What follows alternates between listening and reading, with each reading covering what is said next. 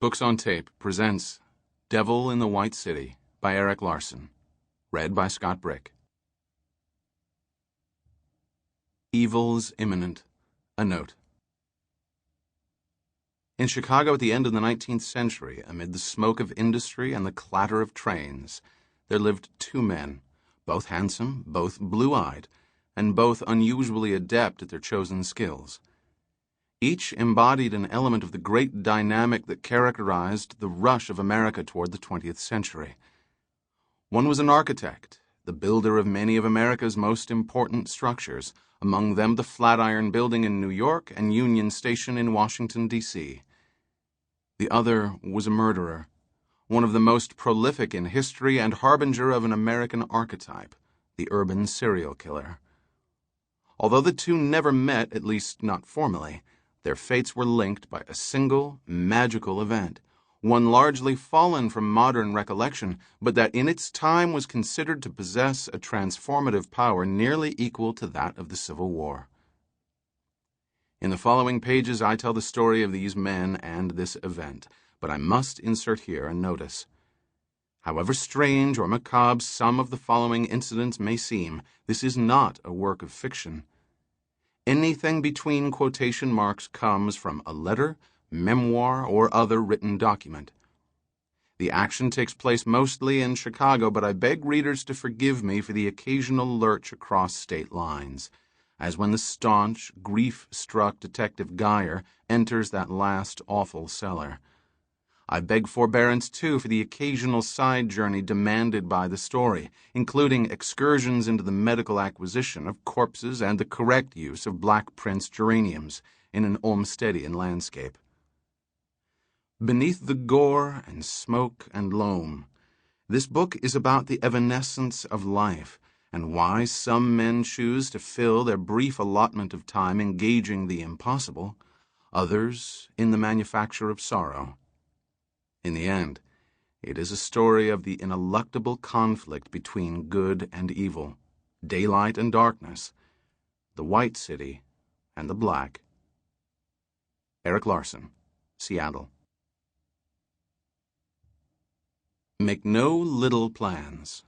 They have no magic to stir men's blood. Daniel H. Burnham, Director of Works, World's Columbian Exposition, 1893. I was born with the devil in me. I could not help the fact that I was a murderer no more than the poet can help the inspiration to sing. Dr. H. H. Holmes, Confession, 1896. Prologue. Aboard the Olympic, 1912. Aboard the Olympic. The date was April 14th, 1912. A sinister day in maritime history, but of course the man in Suite 6365, Shelter Deck C, did not yet know it. What he did know was that his foot hurt badly, more than he had expected. He was 65 years old and had become a large man. His hair had turned gray, his mustache nearly white, but his eyes were as blue as ever. Bluer at this instant by proximity to the sea. His foot had forced him to delay the voyage, and now it kept him anchored in his suite while the other first-class passengers, his wife among them, did what he would have loved to do, which is explore the ship's more exotic precincts. The man loved the opulence of the ship, just as he loved Pullman palace cars and giant fireplaces, but his foot problem tempered his enjoyment. He recognized that the systemic malaise that caused it was a consequence, in part, of his own refusal over the years to limit his courtship of the finest wines, foods, and cigars. The pain reminded him daily that his time on the planet was nearing an end. Just before the voyage, he told a friend, "This prolonging of a man's life doesn't interest me when he's done his work and has done it pretty well." The man was Daniel Hudson Burnham, and by now his name was familiar throughout the world.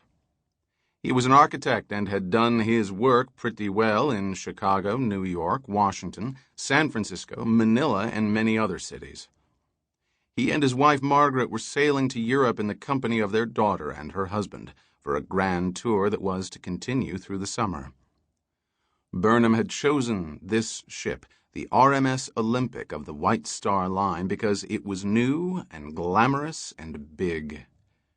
At the time he booked passage, the Olympic was the largest vessel in regular service, but just 2 days before his departure, a sister ship, a slightly longer twin, had stolen that rank when it set off on its maiden voyage.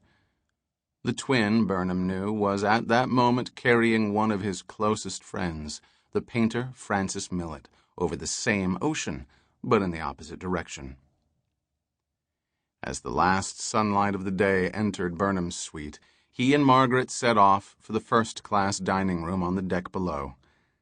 They took the elevator to spare his foot the torment of the grand stairway, but he did so with reluctance, for he admired the artistry of the iron scrollwork of its balustrades and the immense dome of iron and glass that flushed the ship's core with natural light. His sore foot had placed increasing limitations on his mobility. Only a week earlier he had found himself in the humiliating position of having to ride in a wheelchair through Union Station in Washington, D.C., the station he had designed. The Burnhams dined by themselves in the Olympic's first-class salon, then retired to their suite, and there, for no particular reason, Burnham's thoughts returned to Frank Millet. On impulse, he resolved to send Millet a mid-sea greeting via the Olympic's powerful Marconi wireless. Burnham signaled for a steward. A middle-aged man in knife-edge whites took his message up 3 decks to the Marconi room adjacent to the officers' promenade.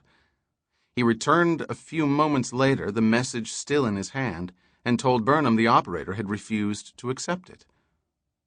Footsore and irritable, Burnham demanded that the steward return to the wireless room for an explanation. Millet was never far from Burnham's mind, nor was the event that had brought the two of them together.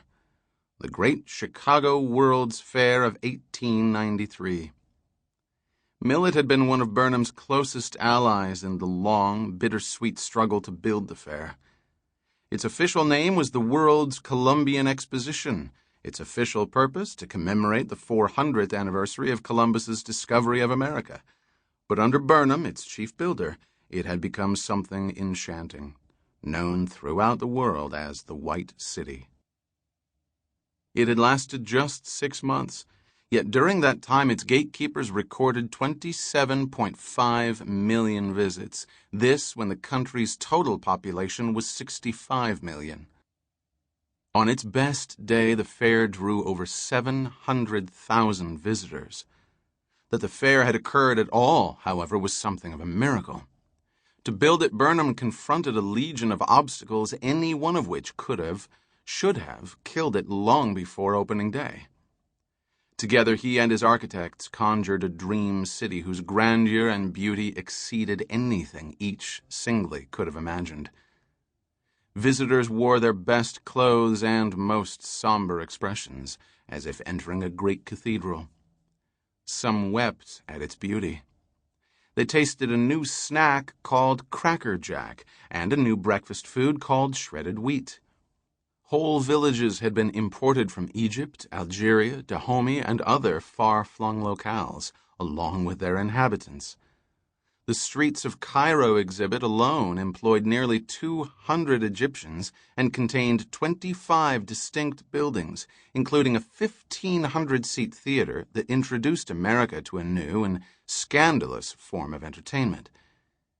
Everything about the fair was exotic and, above all, immense. The fair occupied more than 1 square mile and filled over 200 buildings. A single exhibit hall was large enough to have housed the U.S. Capitol, the Great Pyramid, Winchester Cathedral, Madison Square Garden, and St. Paul's Cathedral, all at the same time.